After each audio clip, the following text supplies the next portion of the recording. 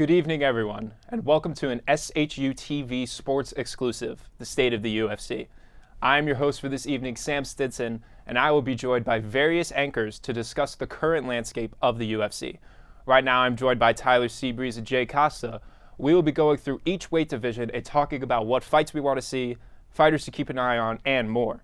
UFC 326 happens next week, March 7th, at the T-Mobile Arena in Las Vegas, Nevada, with the main fight being Max Holloway versus Charles Oliveira, which we will get into later. Let's get right into it. Fellas, I am stoked to be here. Absolutely super excited to talk about the UFC. There's two reasons why I mainly wanted to do the show. Right now, there are only two numbered numbered cards scheduled. 326, what we just mentioned with Holloway versus Oliveira. 327, which was just announced a couple days ago, Joshua Van and Tatsuro Taira. And only around 10 top 5 fighters from all the weight divisions have a fight booked. So we could go through every single division and talk about what fights can happen so we could fill in those scheduling spots. And another reason is being a UFC/MMA fan right now is it's the best possible time to be a fan of the UFC and MMA, especially with the CBS and Paramount Plus deal. Streaming rights make viewing these events a lot more easier. They're ditching the pay-per-view structure, going modernized and doing streaming and stuff like that. I don't know about you guys, but right around the end of COVID time is when I became invested in the UFC, and around end of 2023, 2022, something around there, I really became, I watched all of the events and stuff like that. What about you guys? How about you, and how you became a fan of the UFC? It's back in 2016 actually is when I started. I got the Xbox 360, and I would play UFC 2 with my dad and UFC 3. So that kind of got me started with the UFC and understanding what it was and just playing the game, which allowed me to now have my favorite fighter of all time, which is Anderson the Spider Silva, which is my GOAT. But that's kind of what got me to the UFC, and I really dialed in once COVID hit. Honestly, Khabib's last fight is the fight that really got me into the UFC, and then from that point on, I've just been watching nonstop. So I'd say that. Nice. I think for me, I became a fan a little more recently.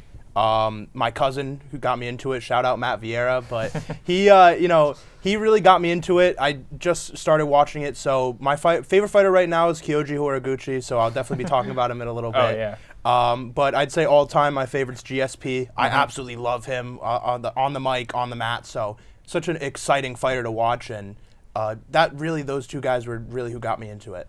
That's awesome, guys. Enough of this talk. Let's just jump right into it. We're going to start with the women's divisions combined.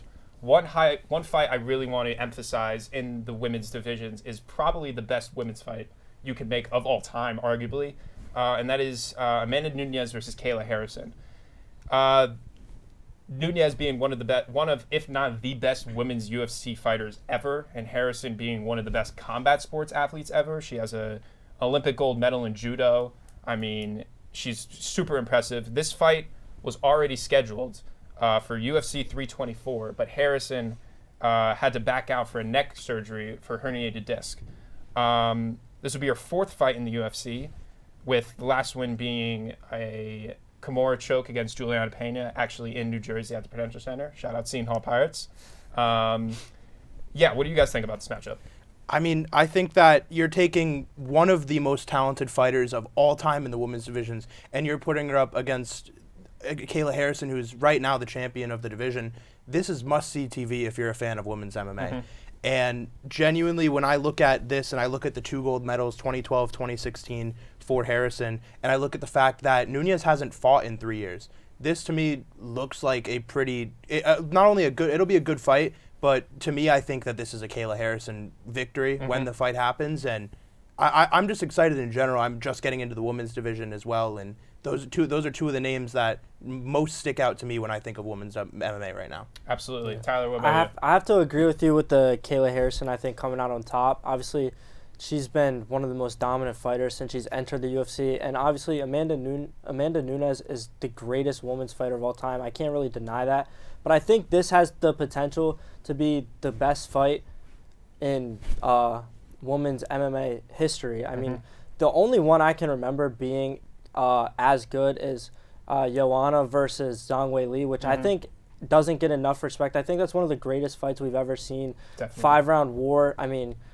as Joe Rogan now created the term bubble on Joanna's forehead, it kind of turned her into an alien. Yep. But I think more Kayla Harrison can dominate on the ground, and Amanda Nunes obviously is one of the most well-balanced fighters we've ever seen, and I think she's the greatest women's fighter we've ever seen. But as Jay stated, the 3-year departure from the UFC is kind of what would hurt her in this matchup, and I think that Kayla Harrison now coming off that surgery, we don't know what exactly she's going to look like, and obviously gave Amanda Nunes more time to prepare, but I think Kayla Harrison is still in a lot like peak fitness shape, and I think Kayla Harrison has a chance to dominate this fight, but I think it'll be very back and forth. I absolutely agree with you guys. I do think Kayla Harrison has the advantage in this matchup, but in terms of like being favored in this match, I feel like they're going to be pretty even. I mean, fighters coming off of injuries are always don't look the same. They always don't fight the same, and also fighters don't really look the same after a break, which is what Amanda Nunes is going to be going through. It's going to be such a good matchup. Kayla Harrison's going to need to use her judo abilities and experience in the fight game in this matchup. I just can't wait for this one. I really am. Do you guys have anything else for this match? I think I do want to add that when it comes to Kayla Harrison, I think that the best thing that she can do is to use her striking abilities. She has very good striking abilities. And I also want to note that while Nunes did take that break, and I did note that, she is still a world-class athlete. Absolutely. You don't come into a title fight after a 3-year break and not be still at your peak performance ability. So, like you said, this is going to be a spectacular fight. Yeah, I can't wait. I think that another thing that isn't being talked about enough is, the White House card, there's been a lot of speculation about it. I think this fight would be a perfect spot for them to fit right in and get people engage in women's MMA. I think it would be a perfect time because you have two of the biggest names in the sport from the women's side, and obviously Amanda Nunes, she has 3 big wins in her career, I would say, against a notable name like Ronda Rousey and as well as Valentina Shevchenko. And then Chris Cyborg, you can include her in there. She's not as well known, but Ronda Rousey and Valentina Shevchenko are big names, and I think getting Kayla Harrison involved in that mix. Obviously, a lot of people know about her gold medal, so I think that would be a great time for the White House card to come into play. Absolutely. I do agree that we probably will see this on the White House cards since Kayla Harrison's one of the only American champions. Let's move on to the other women's fight divisions. Let's do the strawweight with Mackenzie Dern, 16-5 overall in her MMA career. She got the champ last October at UFC 321 against Virna Jandiroba. There's going to be a lot of names we can't pronounce tonight, but she's a very experienced fighter, fully deserves to be the champions division. Jay, what do you think about it? I mean, first of all, Mackenzie Dern, super talented, Brazilian-American fighter, and she's 5'4", but the way that she strikes I find very impressive, and I think that when you look at her career, she's got wins against fighters like Angela Hill, who I really like as a fighter myself, so I find that very impressive. And when I look at Mackenzie Dern, I think that, and I was looking ahead at some possible fights that may have been rumored. One that I really liked was Tatiana Suarez. I think that could be a really good one, as well as a rematch against Amanda Lemos, who she lost to previously.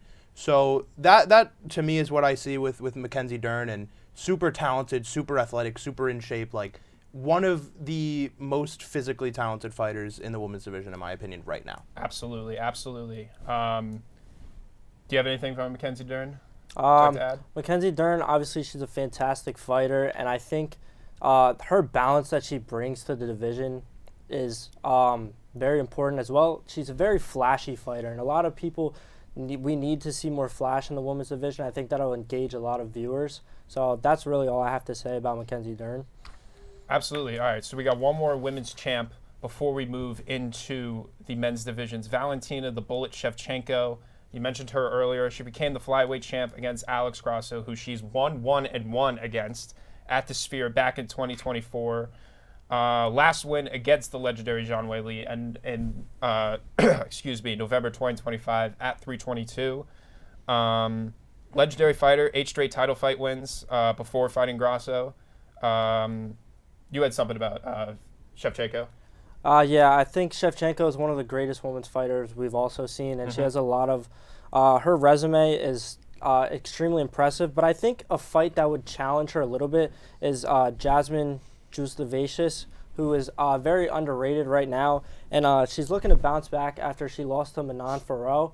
But I think if Justavacious can get another shot, I think that she'll have a great opportunity to give Valentina a great run for her money, as well as Miranda Maverick, who in the same position as Jasmine. It's coming off a hard loss, but she lost to Thug Rose Namajunas, and that's also another legend in the sport. And Thug Rose has actually had great success against Valentina, so I think she can use that fight. Obviously, she lost, but it was a hard-fought loss. It was a decision, and I think if she can kind of take pieces away from that fight, then it'll work out. Absolutely. This division is absolutely stacked. We didn't even mention Natalia Silva, who's ranked #1, and they have not fought before. But we're running out of time, so let's go to the flyweight division.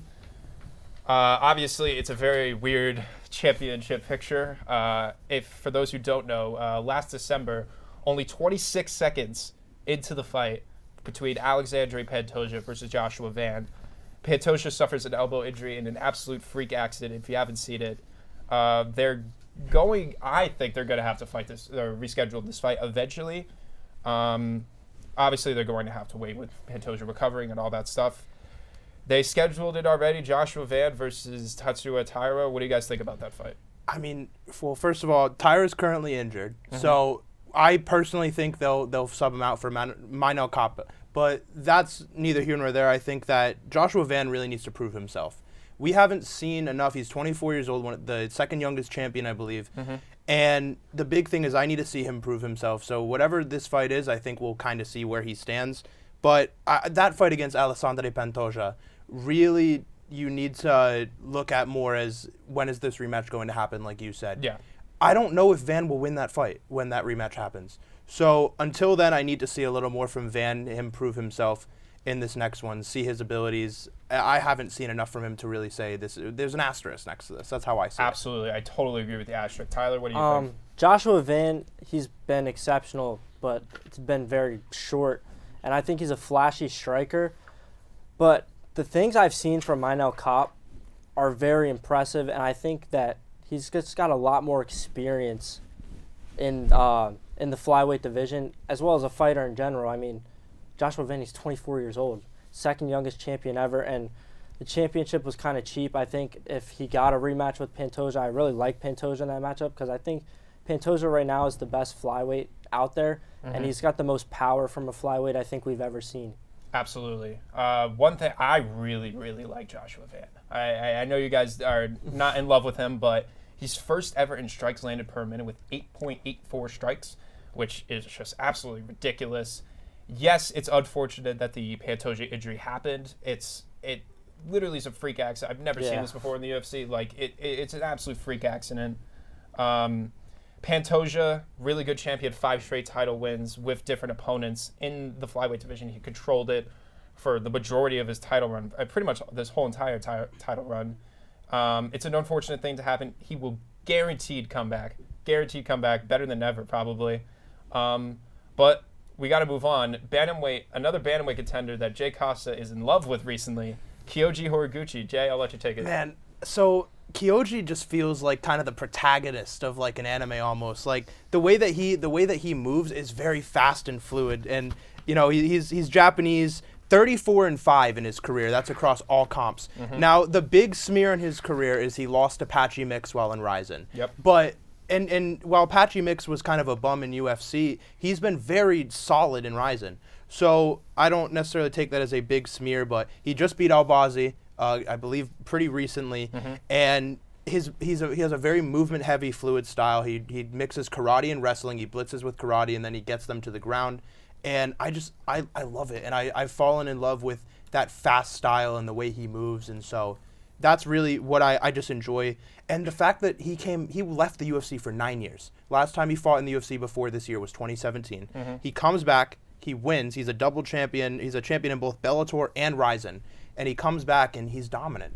And that to me is so fascinating and exciting, and that's just one of the many reasons why I fell in love with the way his game. Absolutely. I do want to mention as well, he has been in the UFC before these last 2 fights recently, and his only loss, Demetrius Johnson. Demetrius Johnson, one of the best UFC fighters ever. I mean, if you know UFC, you understand that.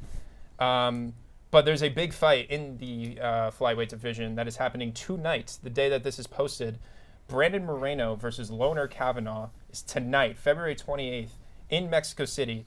Kavanaugh is 9-1, coming off of a KO loss to Charles Johnson, while Moreno is an experienced fighter, former champ, coming off a KO loss to Tatsuro Taira. Both coming off losses. I personally think that Moreno will use his experience in this matchup to get back into the win column. What do you got, Tyler? I really like Moreno in this fight as well. I really like how he was able to control the pace of the fight against Davison Figueiredo, as well as Kai Kara France in recent fights. Because I think a name that needs to be mentioned more is Kai Kara France. He's the most powerful. I know I brought up Pantoja, but Kai Kara France is the most powerful 125er we've ever seen. And then Figueiredo, I mean, he's just explosive. And the way that Brandon Moreno is able to control the pace of his fights, I think he's the most well-rounded flyweight of the entire generation. Obviously, we have Mighty Mouse, but Mighty Mouse had weaknesses. Obviously, they weren't shown because the division was a lot smaller, but I think the way Brandon Moreno controls pace of fights and the way he counterattacks, I think, is a huge discrepancy in this fight. So Absolutely. I think the experience from Moreno and his past wins is kind of going to give him the edge here. All right. That's enough with the flyweight division. We're going to move on to the bantamweight division. A recent Peter Yan absolute masterclass from beating Merab. Yan looked the best in his career against Merab, who was also at the height of his career. He defended 27 takedowns in December of 2025 in this most recent matchup. They fought before, March 2023, where Merab attempted a record 49 takedowns and landed 11. Merab won that fight with a UD decision win. They're going to rematch eventually soon. I think Peter Yan has looked the best in his career. He's one of the best boxers ever in the UFC. So, yeah, what do you guys got about this? Well, Petr Yan is the most technical striker I think we have, not only in the bantamweight division, but in the UFC as a whole. And, you know, obviously he's had big wins against prime Jose Aldo, as well as Corey Sandhagen when he was in form. I think really kind of put him over the edge at his time. And obviously he lost to O'Malley, and he's lost to Merab. And I think the biggest loss from Petr Yan is Aljo. But I think the way that he's bounced back and kind of regrouped tells you a lot about him as a fighter. Like I said, he's one of the most technical strikers. And then on the other side with Merab, I mean, the pressure that he puts on fighters, not only with the cardio, but the way he wrestles. And people don't talk about his striking enough. Like, he can stand and bang, but the way that he can get you on the ground is just something like we've never seen. Yeah, absolutely. I mean, if you know Merab Dvalishvili, he does not get tired. No matter how much cardio his opponent does, he will always have a better gas tank than his opponent. He's considered, in my opinion, he's the best bantamweight of all time. There's no doubt about it. And like you said, the Peter Yan loss to Aljamain, that was the illegal knee loss, the infamous one. Yeah. Which I don't think that stings his resume a lot. Yeah. But it's definitely going to be. I'm very excited for this rematch. It's going to be a fantastic rematch. The first fight was phenomenal. It was such a good viewing. But let's move on to, I believe, one of the most famous UFC fighters ever, the Sugar Show, Sean O'Malley, coming off of a UD win against Sania Dunn after losing twice to Merab. I personally, when I was watching the Sania Dunn-Sean O'Malley fight, I honestly thought that Sania Dunn won. I thought he won the first 2 rounds, and then Sean won the third. Obviously, I'm wrong. But what do you guys think about Sean O'Malley? I mean, my big thing with O'Malley is, from everything I've seen, I just feel like he's kind of lost the drive a little bit. I think that, yes, he's still a very talented fighter, but even you can see it in his fights and in his pregame or pre-fight pressers. Like, it doesn't feel like he's really driven the way that he used to be. And so that's the big thing for me. And I agree. I personally didn't think he won that fight. Obviously, the deciders decided it was different, or it was a different outcome. But That's a big thing for me. I think that the Peter Yan fight was a very notable win for him. And Absolutely. I think if there's anyone that I want to see him fight, I want to see him fight Umar. I think that would be a great fight for him. But, he's one of those guys that I feel like the UFC's kind of passed him a little bit. I think his time is over. For sure. I mean, you got anything? I really like how you brought up the Umar. I think that's a really good fight for us to kind of realize, like, look, are you in it or not? Because right now I feel like he's in it for the money, because the way that he is built, he should be able to run through this division. And obviously prior he did. Like, when you're 5'11" and you have that reach on your opponents, it's just, like you said, he doesn't look driven anymore. Obviously he's one of the biggest stars that we've ever had in the MMA, and he's one of the most dangerous strikers in the division. But I just don't think he has that touch anymore. And I really like Umar. Obviously, he doesn't have many like big wins, but he also doesn't have any he doesn't have losses. Yeah. And he's one of the most complete fighters we have, and he's still very young. So I think in a couple years this will be Umar's division. But I think Sean should take this fight because it'll really give us a tell on where he's at this point in his career. I absolutely agree with you guys. Umar coming off of 2 wins, the UD win against Figgy and a UD win against Mario Batista, which is a great win for him. After losing his first ever match in MMA to Merab in the title fight back in January. And I totally agree with you. He will get his title shot soon, especially now that Merab is not champ since he beat him. But that's going to do it for this part 1. When we get back, we have a new anchor joining us, and we will begin discussions into the featherweight, lightweight, and welterweight divisions. Stay with us.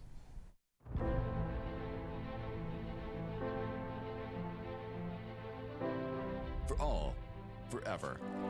A promise that began 170 years ago. It still guides us today. A legacy of knowledge, faith, and transformation.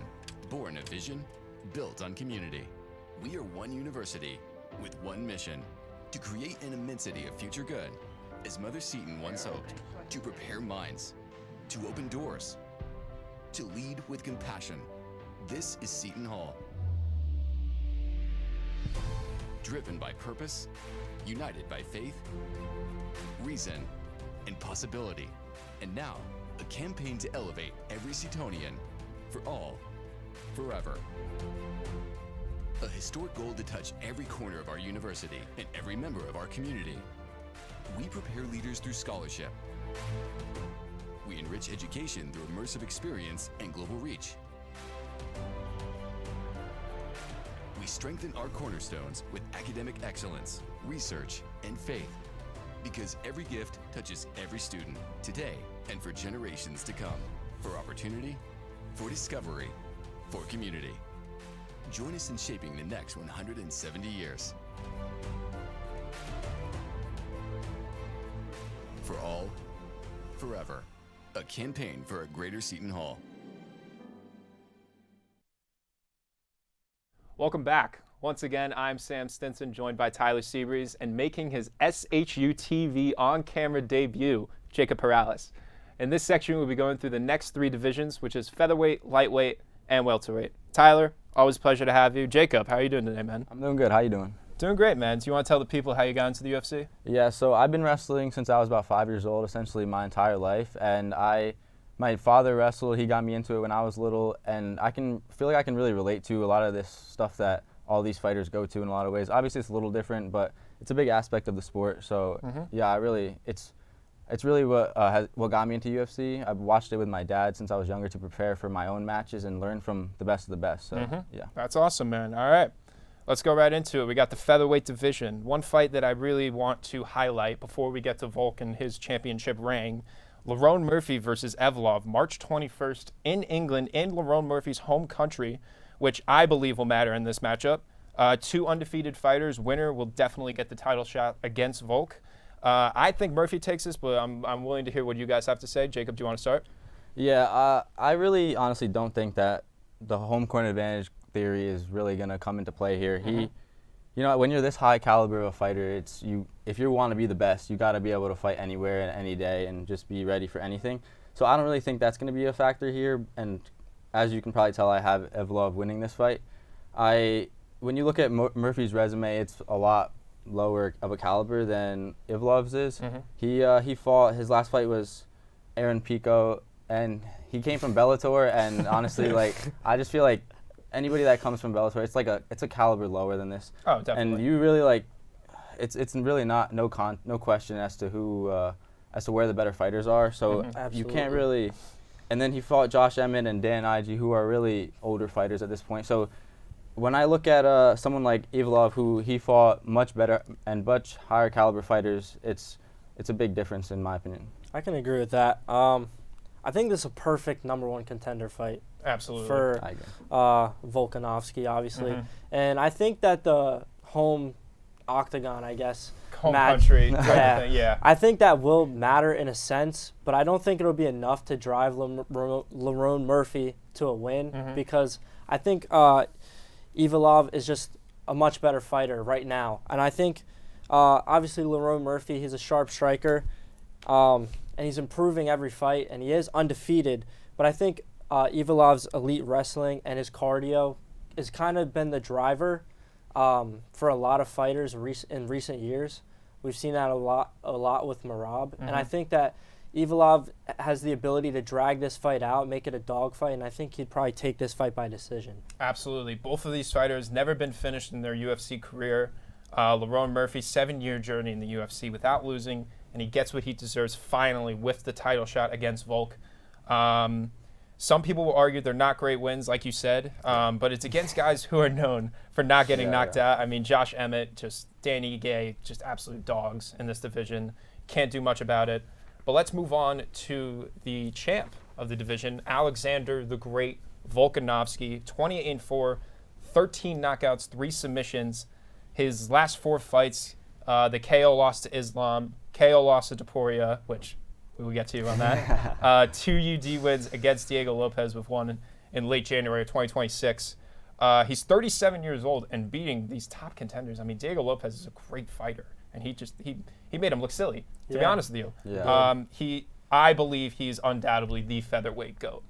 I know you got a lot to say about this. What are you going to say? Listen, I have no doubt that he's up there. He's one of the best featherweights ever, but I don't know. To me, in my head, if you're going to be the best ever, you have to be able to beat anybody that comes your way. And yes, he's beaten a lot of high caliber fighters, but when it comes to the best of the best, and by that I mean Ilya and Islam, those guys, like, he just couldn't take it, and he lost 3 times in total to all of them, 2 times to Islam and 1 to Ilya, and he's just, I feel like you can't call him the featherweight GOAT when you lose to the highest of the highest, the best of the best. Yeah, that's respectable.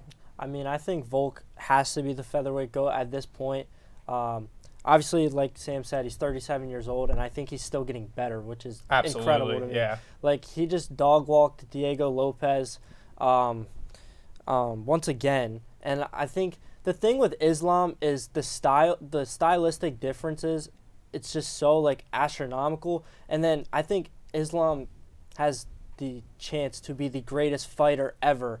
So I think for Volk, I think he's still the greatest featherweight ever. He's done enough in the division to solidify that. And I think, honestly, if they were at 145 once again, obviously this will never happen. But I think if Volk finally got a chance with Ilya again, that Volk could turn around, and I think he could beat Ilya.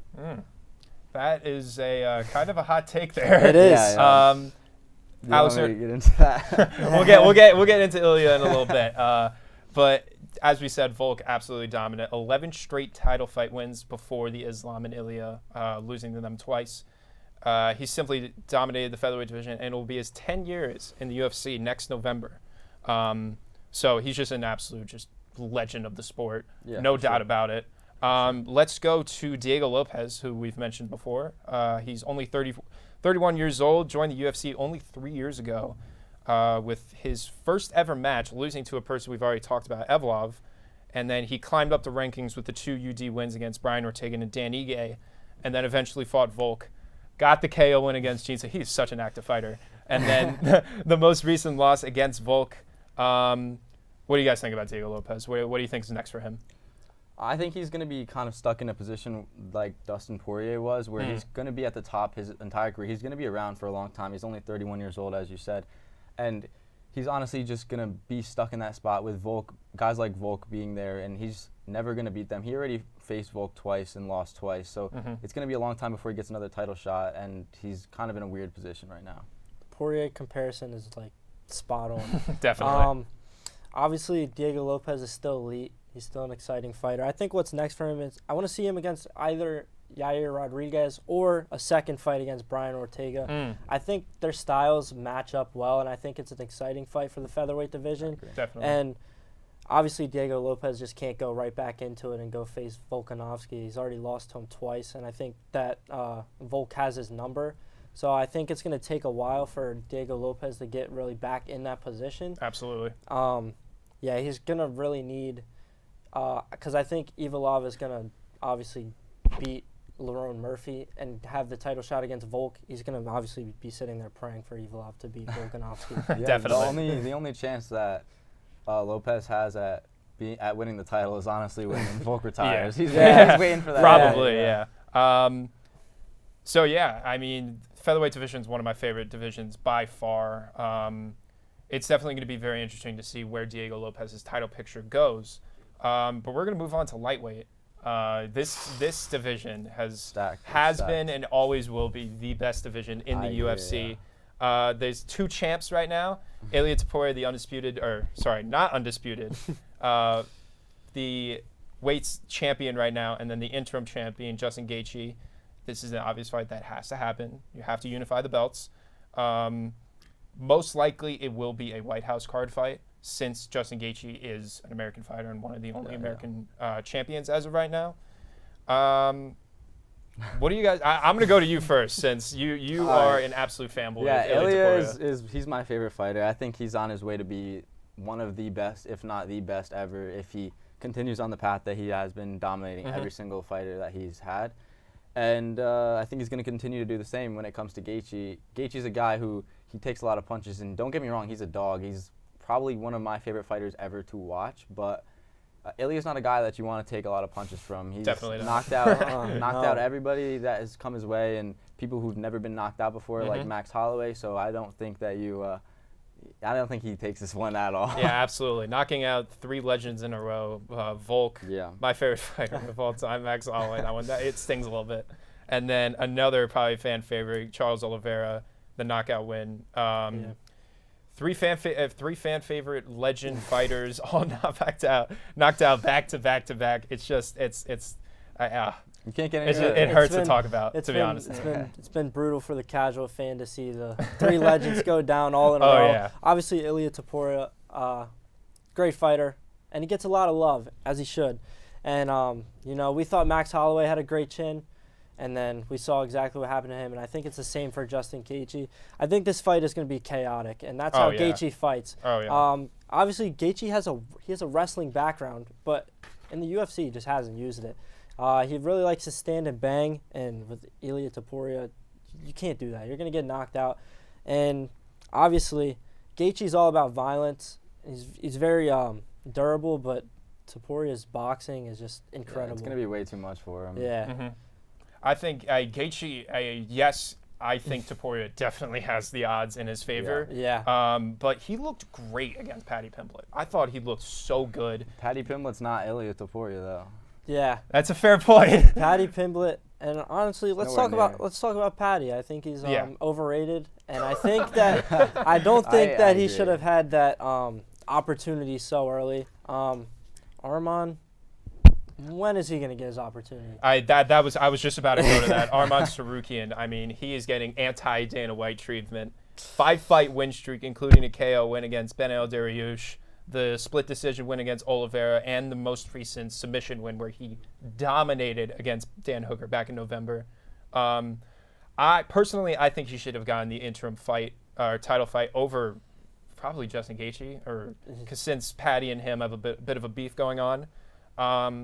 He's the number 1 ranked fighter. I think he should have gotten the title fight way before all of this. I really want Arman and Paddy to fight. I'm glad that we mentioned both of them at the same time. They have beef, so it should be pretty entertaining. What do you guys think about that matchup? Honestly, if Arman does not get the next title shot, I think he's going to get a title eliminator, but I think that would come against Oliveira. And I really like that matchup for, honestly, Charles Oliveira. Yeah. But I do think that your point with Arman and Patty with the beef, I think that would be, it would engage a lot of new fans into the UFC because obviously we know about Patty. He's a big talker. Definitely. And Arman, honestly, he's been showing that side a little bit since Dana Yeah. White's kind of like blacklisted him from the opportunity to get the title absolutely. shot. So, I think it'd be very interesting for both parties. Yeah. I think Arman should have had the title fight a long time ago. Honestly, I think he should have fought Islam, and obviously missing his weigh-ins really like messed it up. But I'm a big Ilya fan, as you know, but honestly, I think Arman is the only guy who even stands a chance against Ilya. Absolutely. Just his grappling is amazing. Watching what he did to Dan Hooker in his last fight, it really opened my eyes to how good he really is, and I think that's the only guy that stands a chance. So he should get the next title shot, in my opinion. Yeah. Definitely. Another fight, which we will be talking about later, Max Holloway versus Charles Vera. We will talk about that later. Let's get into the welterweight division. Current champ right now, we've been talking about him, probably best fight. Actually, in my opinion, he is the best fighter in the UFC, pound for pound.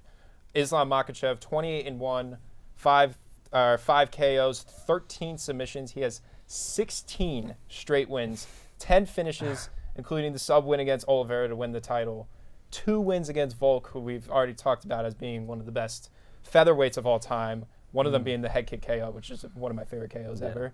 The submission win against Poirier, which I think that was in Jersey in the Prudential Center. Yeah. The sub win against Moicano when at the lightweight division when Arman, where you mentioned the weight cut or the missing weight, and he's pound for pound number 1 for a reason. He's one of the greatest resumes ever. 2-division champ, certainly the goat of the lightweight division, moving up to the welterweight division. What do you guys think about the welterweight championship reign right now for him? Well, I personally believe that he moved up to the welterweight division to run away from Ilya Here we go. Listen, he did. He could have stayed there one more fight and fought Ilya, and we would have really known who is the best lightweight, who's the best fighter in the UFC. And I really hope that happens someday. But for now, he really is he is pound for pound number 1 for a reason. Yep. He is, Absolutely. in my opinion, one of the best ever to fight, and I can't wait to see what he does next. I personally think Michael Morales is next for him. I think that's his best, the best option there. Whatever I keep seeing, it's the 3 between Ian Gary, Michael Morales, and Carlos Prates. I don't think Carlos Prates is going to get that title shot just because of the loss to Ian Gary, which was pretty recent. Yeah. I do agree with you there. I think Michael Morales is absolutely going to win. I absolutely love Michael Morales. He looked like an absolute tank against Sean Brady. He looks huge. He doesn't even look like a 100. He looks like 185. He looks like a middleweight contender. It's ridiculous. But who do you like out of those 3? Ian Gary, Michael Morales, or Prates? And I honestly had those exact 3 names listed, and I think it will go to Ian Machado Gary. I think he's the most technical fighter out of the 3. I think he's the smartest fighter out of the 3. And I think that the momentum he's brought upon himself is huge. And I think he's the most proven out of the 3. And he obviously has the best resume. So I think that will give the opportunity to Ian Machado Gary. But I think, as you said, Michael Morales, he's a young fighter. He's an explosive fighter. And his upside is huge. And then Carlos Prates from the Fighting Nerds, which everybody loves.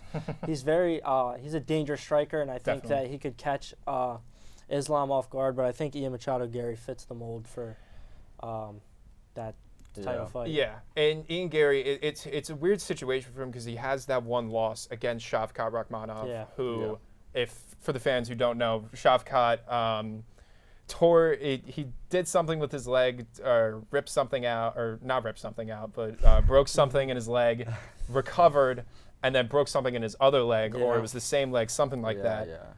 I don't think he's been removed from the rankings. Yeah. So as an undefeated fighter, he'll definitely be out for a while. Yeah. But I don't think that loss for Ian Gary is going to affect his resume a lot. No. I personally think behind Michael Morales, he's going to get that title shot. But I'd love to see Ian Gary versus Michael Morales. That's a great matchup. Yeah. I think that's a great matchup. Or like a Ian Gary gets a title shot, Michael Morales and Carlos Prates fight. Yeah. You could do so much for this division. Yeah. And that's another point that I wanted to get into is we talked about the lightweight being the most stacked division. This is probably second. I mean, we didn't even mention JDM, who was the past champ. Bilal Muhammad, Kamaru Usman, Leon Edwards, all are former champs of this division. And then Sean Brady and Joaquin Buckley. I mentioned those are 8 different fighters, not including the champ, that are just absolute dogs. Yeah. I want to talk about specifically JDM. What do you guys think is next for him? I think Islam made him, I'm using this term a lot, but he made him look silly. It was obviously his worst fight in his career by far. Yeah, for sure. What do you guys think is next for him? I personally think that they're just going to keep sending people at Islam no matter what. And Islam's just going to keep winning.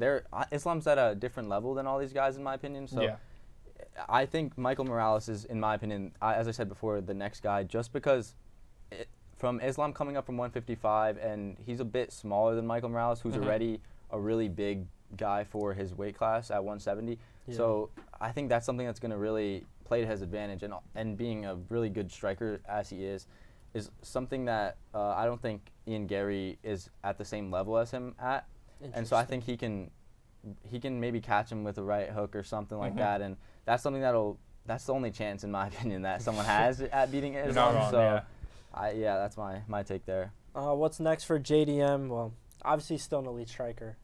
He needs a bounce back fight, and I think there's 3 options for him. And I would say Sean Brady, Joaquin Buckley, or Kamaru Usman. And honestly, my favorite fight out of those 3 would be against Sean Brady. I think Sean Brady he brings a lot to the table. And I think the matchup between him and JDM, the way that their styles, once again, match up, I think is must-see TV. And I think that's the fight that Dana White is going to bring to us, and I think that's what makes the most sense. I absolutely agree with you. The Sean Brady versus JDM matchup, I actually have it written down, is definitely a fight that you are going to want to watch if it's scheduled.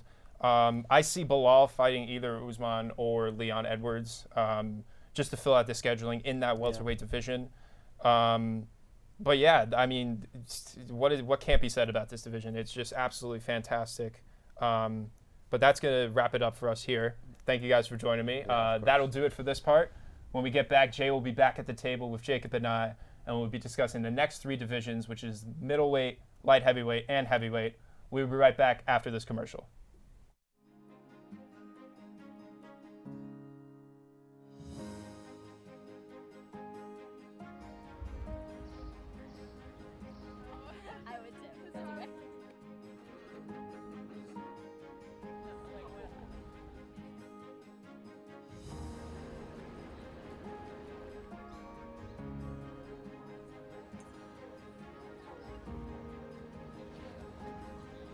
Was it rolling? Oh yeah, that was great.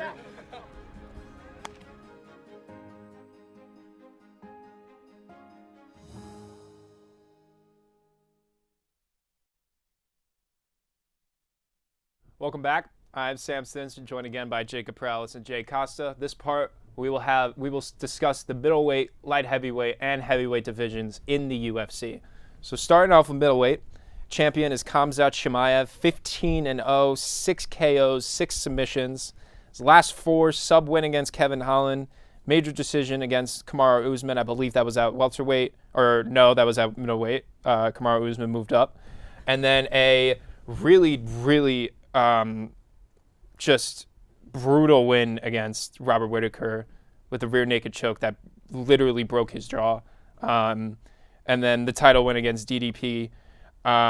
I see him fighting Nasruddin Imavov, who is one of the top contenders in the middleweight division, 17-4, 7 knockouts, 4 submissions. What do you guys think about that matchup? I mean, first of all, just thinking about that broken jaw makes my jaw hurt a bit. Oh my God, that's brutal. terrifying. Yeah. But I just think that Nasruddin is such a talented fighter, but when you really look at Khamzat and you look at the way he fights and how explosive he is and his top control, who is going to beat him in this division? Realistically, you can look at Strickland, you can look at Adesanya, but the experience doesn't compare to the sheer talent that Khamzat provides. Absolutely. And that is something that, as talented as those two guys are, they're not on that level in my opinion. I see so much talent, and same thing with Nazaddin. I don't think that he's on the same level as Hamzat, and that fight would be an absolute washing for Hamzat. Yeah, I completely agree. I mean, every fight, Dricus Duplessis, the past champion who Hamzat beat to become champion. He was very dominant before he faced Hamzat, and then every fight that Hamzat has had in the recent, he has absolutely dominated every aspect of the fight. And I think it's going to be the same if they were to fight too. And I totally agree with you. I think that there's no one right now that can touch Hamzat. Yeah, one thing I do want to point out that's kind of a caveat in the Khamzat Chimaev title run.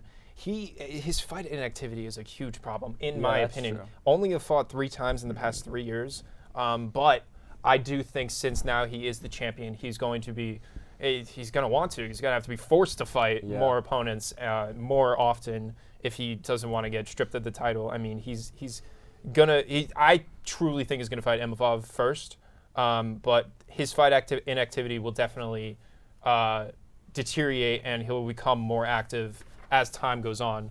But a middleweight matchup that just recently happened that I would love to talk about, Sean Strickland versus Anthony Hernandez. You do not want to give Sean Strickland a mic at all, Definitely but he not. looked great in this matchup. Probably the best fight since he's won the title against Adesanya. His first KO win in 5 fights, 2 of them being decision losses, 2 DDP. I want to get your guys' thoughts on this fight. What do you guys think? Yeah, I thought Sean was honestly on his way down for a while. After he won the title and then he was on a little bit of a losing run there, and he really showed me that like he's still got it. And I'm honestly glad to see it because he's entertaining to watch. No matter if you love or hate the guy, he's great to watch. Absolutely. So. I just think that I completely agree. With the way that what I've seen from Strickland has been that decline, like steady decline that you see those older veterans do. But man, first of all, I agree. Don't give him a microphone. That was one of my first experience of a pre-fight presser was that, and I was like, oh my god. Yeah, not a good. What the heck? Yeah, not a good pre-fight. So, but I mean, he's still. This is Sean Strickland. He's still a very talented fighter.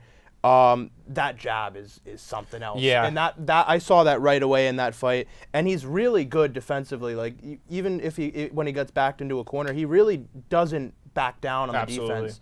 And so that composure, I think, is really important. And his cardio is a big part of why he won that fight. Definitely. And he really still showed that world-class level of cardio, in my opinion.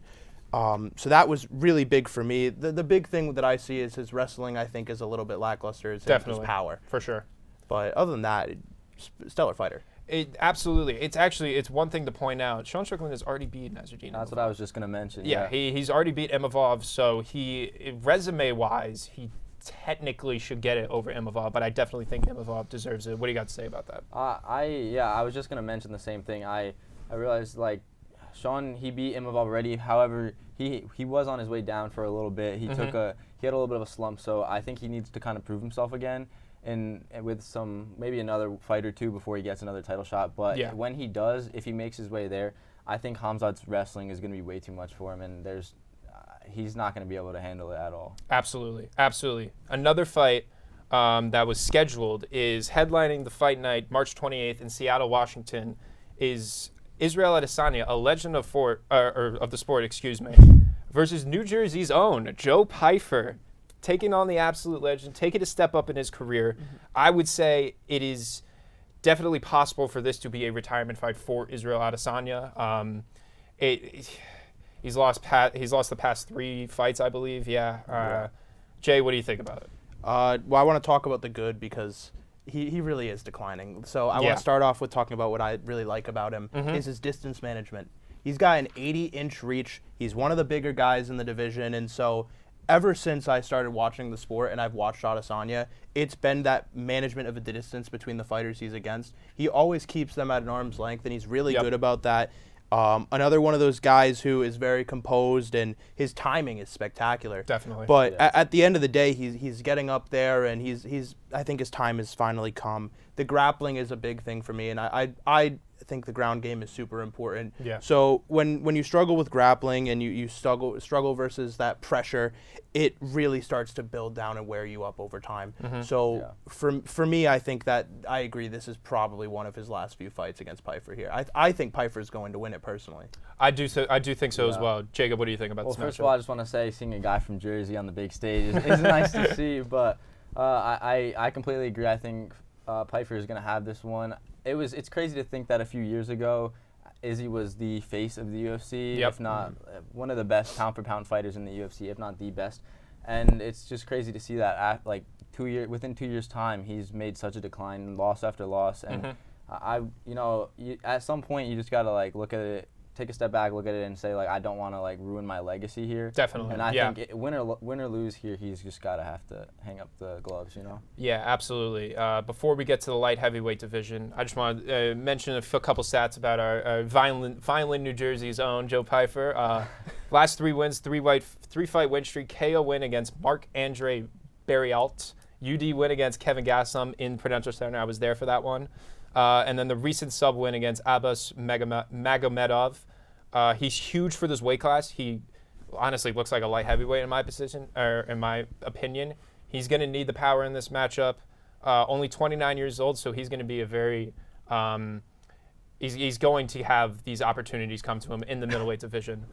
Let's get into the light heavyweight division. Now, this title picture is insanely weird right now. There has been rumors, and it's very close to being confirmed, that Alex Pereira is going to be moving up to the heavyweight division to attempt to become the first ever 3-weight division champ. If that happens, it will most likely, I can almost guarantee this will be scheduled soon, that Yuri Prochazka will take on Carlos Ulberg in that matchup. I could talk all day about Yuri Prochazka. I absolutely love him. 32-5. 28 knockouts, 3 submissions. He's only had 1 fight that hasn't ended in a finish. What do you guys think about this matchup? Well, I think Pereira going up to heavyweight is definitely something, it would be insane to see. And it should probably happen at the White House, if anything, just because of how big it would be. But for Yuri, I love to watch him fight. He's honestly up there with Gaethje for me. He's one of, as you said, he's just unpredictable. You never know what you're going to see when he's on the screen. It's just crazy. I remember one of my favorite moments was the spinning elbow KO, and that was just crazy to see. It was just against Dominic Reyes. Yeah, I love watching him fight, and I can't wait for the next time. Yep. Yeah. I mean, I feel like there's not much more to be said about here than that. The spinning elbow was one of the first clips my cousin ever showed me when he was introducing me It's a to great him. clip, yeah. It is insane. Once again, another one of those things that you look at that and your face starts to hurt a bit.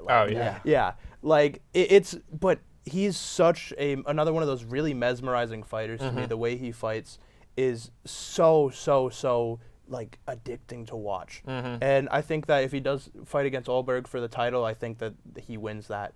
And I don't know. I really like Yuri. He's one of those guys that I will always like no matter what. It's definitely a thing to consider with resume-wise between these two fighters. I mean, Yuri Prochazka, 2 KO losses to Alex Pereira in Pereira's prime. A KO win against Rakic in between the Alex matches at UFC 300. And then he comes back from the Pereira loss with 2 KO wins against Jamal Sweet Dreams Hill, who's a past champ, and Khalil Roundtree, which is one of my favorite fights of all time. Absolutely brutal fight between 2 insane fighters. He's extremely unpredictable, which is a reason why I think he's one of my favorite fighters ever. And Carlos Ulberg, I mean, resume-wise, I was just mentioning this. He KO win against Alonzo Menningfield, UD wins against Volkov, Ozdemir, and Jan Blachowicz, and then the most recent KO win against Dominic Reyes. It doesn't compare to the caliber of fighters that Yuri has fought in the past. I think it's definitely going to the experience is definitely going to show between the two fighters. Yeah, I was just going to say, I think the experience of Yuri is what's going to make the biggest difference in this fight. And I just don't think Ulberg has that. Yuri's a guy who is always learning no matter what. You watch him, he posts things all the time, and he's got this mindset where he wants to be the best. And there's always been a guy in his way, whether it be Pereira or anyone else, but he's continuing to learn no matter what, and I think he's going to pull away with this one. Yeah, absolutely. We're going to talk about a couple of the contenders here that are kind of in a little bit of a stalemate, I want to say. Yeah. Magomed Ankalaev, 21-2, coming off the KO loss coming off of the win, then the KO loss to Alex Pereira. It's a very weird position because he's 1-1 against the current champ, and technically he should get the rematch since he is 1-1. But obviously Pereira is probably going to move up to heavyweight, which we will talk about that soon. So it's such a weird position just because you need to have that rematch. He's 1-1. I mean, like, you got to determine who's the better fighter. But yeah, what do you guys think about him? Where do you think he's going to go? I think with Ankalaev, it's like you said, it's a really hard place to place him. Yeah. Because obviously Pereira is moving up, and I'm very excited for that move because I think the heavyweight division needs a boost, and we'll talk about that in a little bit. Absolutely. But when it comes to him, I feel like he's not. I don't think he's at that caliber of Hiri. He's there. He's around there, but I don't think he's really up there yet. I think Hiri definitely deserves a title shot. I think Alberg should be the guy he fights. After that, I could see Ankalaev getting a shot once who gets the title is decided. But I think that where he is right now, it's such a tough place because of Pereira moving up. Definitely. I think Ankalaev probably deserves that title shot, except a big reason that he's not going to get that is, in my opinion, because he's not the most exciting fighter, and a lot of the time that decides what fight you get if you're the main event or not. Definitely. And I think that's playing a big factor in if he gets that fight or not. And because Yuri, like you said before, unpredictable, he is one of the most fun fighters to watch, and everybody knows that, and that's why everybody tunes in for his fights. And it's going to take a while for Ankalaev to get that fight, and it's going to take a lot longer than Yuri just for that reason. So. Yeah, absolutely. Another contender, which is one of my personal favorites, Khalil Roundtree Jr. If you haven't heard of him before, he beats people up like they stole their lunch money. His last 3 fights, the KO loss against a prime Alex Pereira, where he went absolutely flow state in the 4th round of that fight. The UD win against Jamal Sweet Dreams Hill, I'm not going to get that one right. And then the KO loss against Yuri back in October. He's an absolute journeyman in the UFC, which he has been in the 2016, multiple weight divisions, a lot of losses. Went in a 5-fight win streak with 4 KOs to get that initial title opportunity, in which he got, as I said, battered by a prime Alex Pereira. Has shown glimpses of him being a fantastic fighter, and I think if he racks a couple more wins in that column, he can get a title shot down the road. What do you guys think about him? I completely agree. He is so fun to watch. It's honestly like crazy to think that a few years ago he was a totally different fighter. He went to Thailand for a few years, and I don't know what happened over there, man. But he came back a totally different person, and he's been on a rampage. And the only guy that really can beat him was Alex Pereira, and that really, I think, ever since Alex Pereira is most likely moving up to heavyweight division, I think that he's going to be the next guy to get that title shot pretty soon. Yeah, I think, and I'm an NFL guy, so I think the biggest comparison for me, like, if I can relate it to something for myself, was when I was looking at it, and you talked about the flashes, he reminds me a lot of, like, not obviously how they play or anything, but, like, Kyler Murray. Like, Kyler Murray always showed those flashes, but he could never really put it together. I just feel like that's how I always saw him when looking on, his ESPN, his Fight Tracker, his Tapology. I could never really see the full vision, and like you said, he comes back from Thailand, and he's a completely different man. Yeah. And so that's been kind of the thing that I've looked at and I've really noticed, and I agree he deserves a title shot. And it's just a matter of due time before he finally gets it. Yeah, I'm not gonna be able to watch a Khalil Roundtree fight without thinking about Kyler Murray. Kyler Murray needs to go to Thailand. That's the problem. Apparently. All right, so we're gonna move on to the heavyweight division, which is another title picture that's extremely weird. For those who don't know, back in October, Tom Aspinall and Strielgan face off for the first time for the heavyweight belt. This match did not go past the first round after Gan eye-poked Aspinall multiple times, and Aspinall could not continue. The match resulted in no contest, and Aspinall has a couple weeks ago, he had a double eye surgery, which I can't even think about that right now. It's just going to make my eyes water. It's going to make him unavailable for a while. I know you're a wrestler. You got a background. Yeah. I have some heavy thoughts about this, honestly, because I personally just feel as a fighter, eye pokes is obviously they're illegal, but it's a part of the sport. Like, it's going to happen every once in a while on accident. Hopefully, I hope that it was not meant to happen at all. But I personally broke my eye socket during a wrestling match, and I tore my cornea, and I had to finish the match, and obviously I was in a lot of pain, but you have to just finish the match. It's part of the sport, and obviously you don't want it to happen, and you don't realize how bad it is until after. But it kind of to me seemed like he was fighting the first round and then realized like, oh man, I'm kind of losing this fight here, and then he kind of wanted a way out. So. Yeah, I can't agree with you. I'm sorry. The absolute eye pokes that I watched were extremely deep, and I get what you're saying, but I went through this personally, and I just feel like it's part of it. Like you are he right. wanted a way out. In my opinion. It is part of it, but it's part of it to an extent, since yeah. double eye surgery, like no one just gets that randomly after a simple little eye poke. It's disgusting, to be honest with you, that double eye surgery is even a thing. I didn't even know that was a thing before he got it. But do you have, what do you got? I mean, because I saw something that he was struggling with his vision even after the eye surgery. I know that's a thing, and that's really tough because, I mean, Tom Aspinall, for me at least, came out of nowhere. I remember freshman year when he got his interim belt. I was in history class. They're taking an exam and watching that fight while I was taking the exam, and that was just such a crazy thing for me. And now, like a couple years later, and I can't believe that I can't believe that was even something that, like, I'm not gonna lie, I disagree with you too, but that was honestly a horrible take. But I understand that you're a wrestler, so it's you're a little more in it than I am. But I kind of lost some respect for Aspinall there because I just know there's other guys, like for example, a few weeks ago, Paddy Pimblett got poked in the eye like 5 times, and he kept fighting. He was fine. He wanted to keep going because like that's the kind of person he is. And another guy, Dan Hooker, fought a whole fight with a broken arm. Like that's just the kind of people that these guys are. They're just animals, and Aspinall kind of showed me that that's not him. And that's my take on that. It's a great take. You got something? I think it's a little different. Like your vision and like your arm is a different thing. And when I played soccer, I tore my labrum in my senior year, and I still practiced on that torn labrum in my left shoulder. That is a different injury than eyesight. Like that is like an important sense you need to operate, especially in a fight. A fair point. Definitely, yeah. Like you can't shoot a grapple or a takedown without your eyesight. It's different. If you have a broken arm or you have a broken foot or whatever it is, I think you still have a chance to pull it off. Obviously, you'll be physically limited, but it's different than being able to see. That's a fair point. Maybe you're right, but I do think in the back of his head he was kind of like, I'm gonna lose this fight.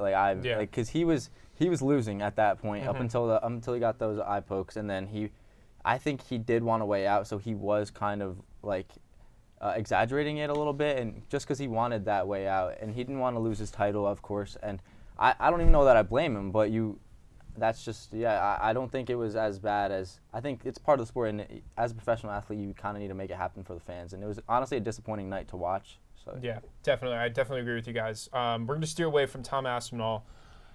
We've mentioned it before, Alex Pereira moving up to heavyweight. He's more than likely going to fight Ciryl Gane. Ciryl Gane, very accurate fighter. He's number 5 all-time in significant strike accuracy. He's going to be the heavier opponent against Pereira, so the power difference will be there. But, I mean, Alex Pereira, it's Alex Pereira. I mean, even if you don't know the UFC, you probably know who he is. 13-3, 11 knockouts. Since moving into the light heavyweight division, he's had 2 KO wins against Yuri, the KO win against Jamal Hill, KO win against Khalil Rountree, and then the loss/KO win against Ankalaev, which was as of most recent. And then in the middleweight division, he's tore through the competition with the legendary rivalry matchup against Izzy. What do you guys see in this matchup? Who do you guys think is going to win? I personally, honestly, do not know what to think here. I think Fair. Alex Pereira, he was huge down at 185, and then he moved up to 205, and he's still a big guy. But when you move up to heavyweight, these guys they're ginormous. They're specimens, and I honestly don't know if Pereira is big enough for the weight class, and we'll see what happens. But I just think that Ciryl Gane, he's just too big for him, and that's why we have weight classes for this reason. And I just think that he's going to overpower him.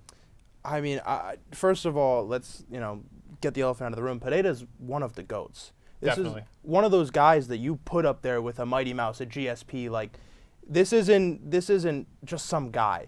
So I think that when it comes to that, his skill and his ability almost, I think, transcends weight class in a way where I think he could fight in almost any division at any weight and be somewhat successful. Yep. And I think in heavyweight be very successful.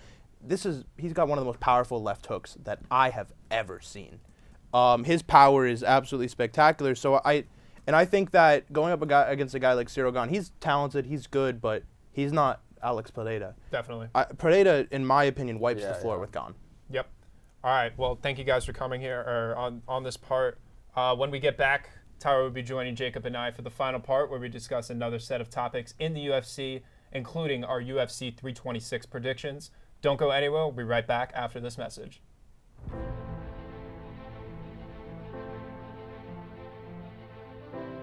For all, forever. A promise that began 170 years ago and still guides us today. A legacy of knowledge, faith, and transformation. Born of vision, built on community. We are one university with one mission: to create an immensity of future good, as Mother Seton once hoped, to prepare minds, to open doors, to lead with compassion. This is Seton Hall.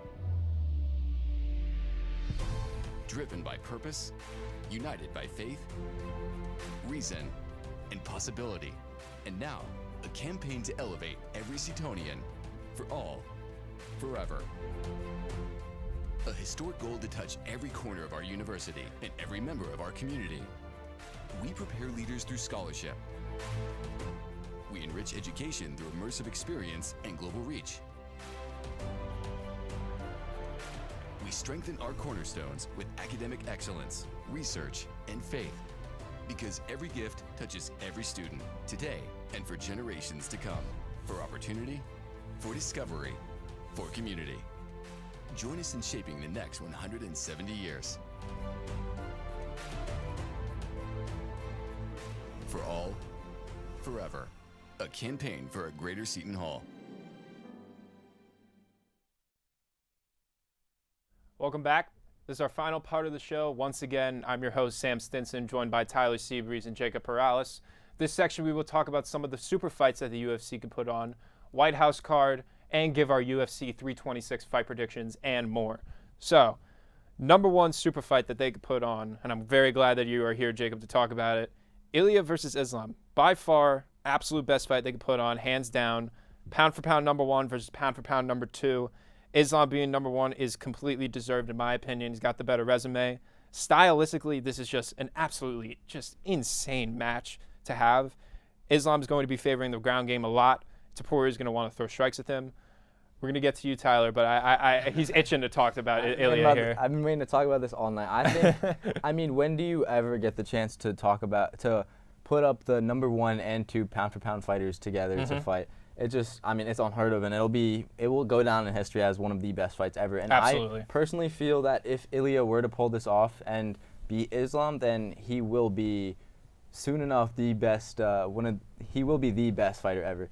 And I mean, that might be a hot take. I don't know, but I personally feel like if you're beating one of the best fighters ever, then you got to be the best fighter ever. Yep, makes sense. So yeah, I think Islam is going to try to use his grappling a lot. Obviously, he's very dominant in that field. But I think that Ilia's grappling is good enough to hold him off and keep it to a striking match. And I do think that Islam is going to hold his own in striking, but Ilia is just going to be too much for him to handle. Yep, definitely. I mean, I think it's not a hot take. I think if Ilia can pull this off, then he solidifies himself in the top three at worst. But I do think that Islam. I give Islam the advantage. I think he's pound for pound number one for a reason, and I think that reason is because of how great of a grappler he is. And obviously, he's going to get the comparisons to Khabib Nurmagomedov, but I think Islam is a much more well-rounded fighter compared to Khabib, just due to the striking. And I think that Ilia, obviously, like you said, he can hold his own in the grappling department, and obviously he's a much better striker. I think he's the best striker we have in the UFC right now. Definitely. But I do think overall that Islam's fighting style is going to be a little too much for Ilia, and I think this probably won't play as much a part as people are going to speculate, but I think Ilia's time off could That's become fair. a factor in this fight, but I just think, in my opinion, that Islam is the better fighter as of now. I definitely agree with you. I think Islam is going to win this fight. The time off for Ilya, yes, it does matter, but I think a bigger factor in this matchup is the weight difference. I can see that. Ilya, first time fighting up at, I'm assuming it's going to be at welterweight for Islam's belt. Islam's going to have the power, and that matters for the ground game, which is what he's going to favor. Yeah. I mean, he's just going to maul him all over like Khabib has done in his UFC career. But yeah, I just the weight is so important, and it's a big factor in a lot of these super fights that we've had, like multiple weight divisions, like John Jones at DC. Like DC didn't have as much power as he had at heavyweight against John Jones at light heavyweight. I feel like that's going to be a very similar here, but just the other way around since Ilya, No, I can see that. I said before too with like Pereira moving up to heavyweight division. I think it's going to be the same thing. But in this case, I just think that Ilya his expertise is like he just knows so much, and he's so good, and he's just a prodigy. I've never seen any striking like he does, and it's crazy. He's only 29, 30 years old, and he's going to be around for a long time. He has a lot of opportunity to continue to grow, and if this fight happens in like 3 years or so, he's going to be that much better, and he's going to have grown that much. And I don't know. I just have a good feeling for Ilya here. I can agree with you there because I think if the fight happened sooner rather than later, I would really lean toward Islam, like I said. But I think if it happened down the line, as you said, because of how young Ilya is, I think that Ilya then would have the advantage. But I think this fight is going to happen sooner rather than later because, unfortunately, I don't know how much longer Islam is going to fight. Because the way he talks and honestly the way I don't want to throw out any like stereotype, but the way that the Dagestanis resumes have gone, they fight very short in their career because honestly they like to coach rather than fight, and they like to build up an entire core group. So I think Islam might only have 2 or 3 fights left. So I think it's gonna have to happen sooner rather than later. I really like Islam in that fight. Yeah, this fight definitely has to happen soon rather than later since the fights are going to wear off on these fighters and they're not going to be as good, and this fight's not going to be as highly prolific as it is right now. But we're going to move on. I think we have to talk about the White House card that's going to happen. For sure. Dana White has said it's going to be June 14th, somewhere around there. It's not going to be on exactly July 4th. I've seen reports that he is spending $60 million for this card to build the stage on the White House lawn and stuff. Which is triple the amount he has spent for the Vegas Sphere card, that was an insane spectacle on its own. So I can't wait for how the spectacle will look on the White House lawn. He's gonna need a damn good card to put together to make up for the $60 million. I mean, Ilya Justin is pretty much a guarantee for that card. Kayla Harrison versus Amanda Nunes, who we've talked about before, it's another almost guarantee for that fight since they are both American champs. It's not going to be good for Justin since an American getting KO'd in front of all of our White House officials would not be a great look. But nevertheless, he's guaranteed to put on a good performance. We know Justin Gaethje; he always puts on a good performance, no matter what, no matter the opponent. And I have to mention it, Tyler. You're not going to like it here. The notorious one, Conor McGregor. He might fight on this card, might not. He's always said he's going to fight. He was scheduled for the Michael Chandler fight in 2024 maybe. But I would not be surprised at all to see him on this card because of his friendship with Trump. I'll address the elephant in the room. But one thing I want to talk about, if he is in this card, he should not be the main event, no matter what. I don't care how big of a fighter he was. I don't care if he's the biggest name that's coming from the UFC. He hasn't fought since June of 2020, or excuse me, he hasn't fought in like 5 years or 4 years, something like that. What do you guys think about that? I feel like the White House card, it's got to be like the biggest card ever. If they don't make that happen, then honestly it's kind of a disappointment. There's been so much hype around it, and people have been talking about it for so long. I can't wait to see what fights come out of it. And I do think that Conor, he's a guy who I personally believe that he will be on the card, just because, not only because of his friendship but also he is the biggest, no matter whether you like him or not, he's the biggest fighter of all time. And that's really kind of what they want to do with the White House card. They want it to be the biggest card of all time. So having a guy like him on it is really going to bring in like insane viewership. It's going to be bring people from all countries all over the world, and everyone's going to want to tune in to see him fight. So I do think he's going to be on there, and I can't wait to see who else they have on this card.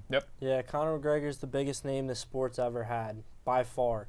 But obviously, he's gone through scheduling complications for the last 4 years. I don't think he's fought since June of 2022. He's rumored this Michael Chandler fight for, like I said, those 4 years. Ever since The Ultimate Fighter dropped, I think it's season 30. And obviously, the famous quote that Michael Chandler will fight him at whatever weight he wants. But I don't see Conor McGregor fighting ever again. There's too much bad press, not only in the United States, but obviously his home country of Ireland, and obviously just other legal issues. I think, as well as I don't want to see Conor McGregor fight in the UFC ever again, I also just don't think he's deserving at this point. And I also don't think Michael Chandler, the counterpart, is deserving of being on a main card for the UFC White House, because Michael Chandler, ever since he's entered the UFC, has done absolutely nothing. I totally agree with you. It's going to be very interesting to see if McGregor does come back and see what opponent he's going to get.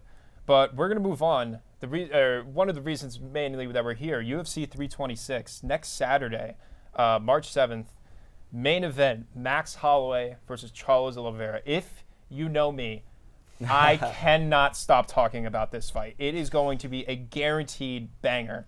Probably going to be my pick for fight of the year, even though we haven't even seen the fight yet. I think it will be.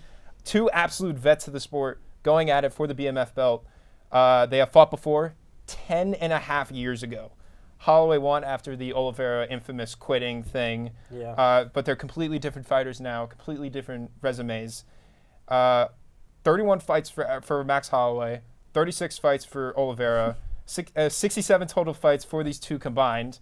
36 UFC, 34 finishes between them, 21 for Oliveira, which is the most in UFC history, and 13 for Holloway.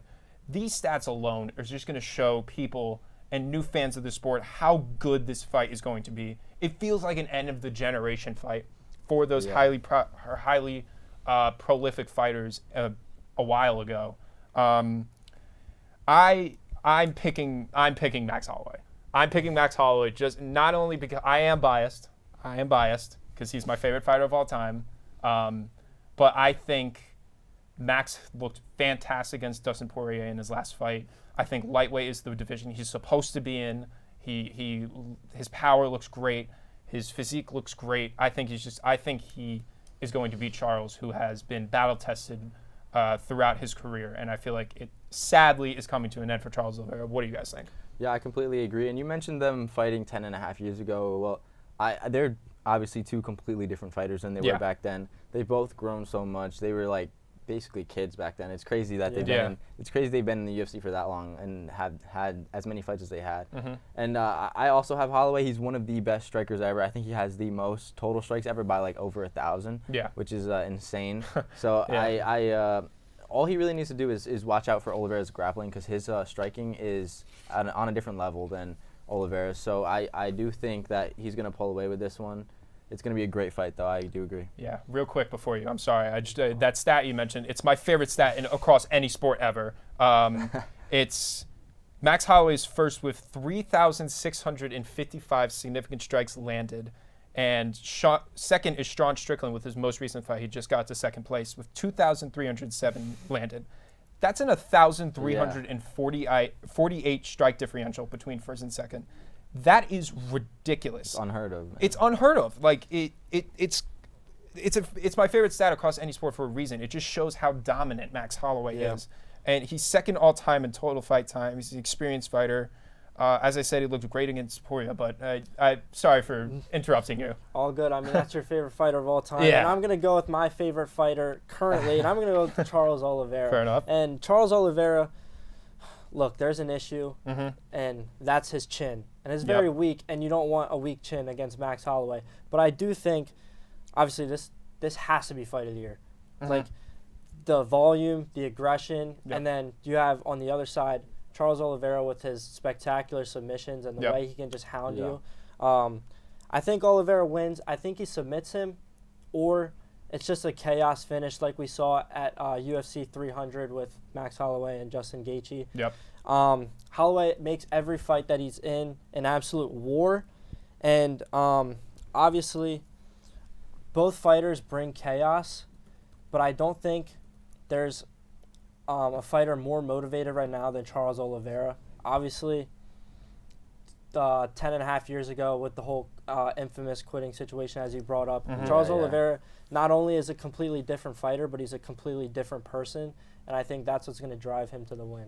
Absolutely. That bleached hair, once he did that, he changed. Different fighter, man. Yeah, there's one thing that's kind of bugging me, though, and I don't know, I think Sam's going to completely disagree here, but I do think that I just can't picture Oliveira as the BMF title holder. I don't see him as that kind of fighter. He's a great fighter, don't get me wrong, but the way that Max just brawls, and Gaethje too, all the fighters that have fought for it before, Dan Hooker, they're all kind of guys who want to go to war, and Max will bring it there, but I don't think Oliveira is going to strike in that way, and really it's kind of a striker's belt in my opinion, so I think that I don't think Oliveira is kind of deserving of that, and I don't think he's going to get it anyways, but yeah. I agree with that. Obviously, the difference is Oliveira's not going to fight for the name of the belt, and I think he's going to fight the way that he's supposed to fight. Obviously, the viewers want to show, but everybody watches Charles Oliveira. It's not like they're going to turn it off because he's not quote unquote the BMF. He doesn't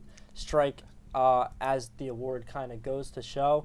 But I think that Charles Oliveira, obviously this is going to be a fight where someone's going to get knocked down. The momentum's constantly going to swing. But I think that the way that Charles Oliveira has shown over the last couple of years, the way that he can fight back and that he's no longer a quitter, I think that's going to kind of motivate him, obviously, like I said, to win this fight. Absolutely. Some stats to throw out before we finish here. Max Holloway, he's doubling Charles Oliveira in the average significant strikes landed, which it's kind of obvious since of that stat that we just talked about. Holloway also has an 83% takedown defense, which is going to be very useful for Oliveira since he is going to favor the ground game more. I don't think that's really going to favor him because I don't think Max is going to try to take him down, so he's not going to defend anything. Well, it's no, vice versa. Oliveira taking down Max Holloway. Yeah. Max Holloway has a 83% great takedown defense for Holloway. Yeah. Okay. Yeah. But I think this kind of obviously it doesn't help Oliveira, but I think Oliveira's is a spectacular fight, and he forces fighters to scramble a lot. And I think Oliveira, that's where he dominates. He adapts quickly on his feet, and honestly, even if he goes for a takedown, he might end up getting reversed, but he's just a great bottom fighter. And obviously Max is going to try to get up, but the way that Oliveira can fight from the bottom and force submissions, I think it's going to make sure that Holloway can't, get up with urgency, and I think Oliveira's got a great way of holding him down. Absolutely. Absolutely. Well, it's going to be a great fight. Yeah, I can't wait. Yeah. Everybody tune in March 7th. It's going to be a great fight, 9 p.m. on Paramount+. That's going to do it from here. Thank you, too, for joining us. Thank you for having me. That's going to do it for this show. For one last time, I'm Sam Stinson, joined by Tyler Seabrease, Jacob Perales, Jay Costa. We hope you enjoyed this special sports show to keep you informed about the UFC. Make sure to check out UFC 326 on Saturday, March 7th in the fight capital, Las Vegas, Nevada. This has been the State of the UFC. Have a good night.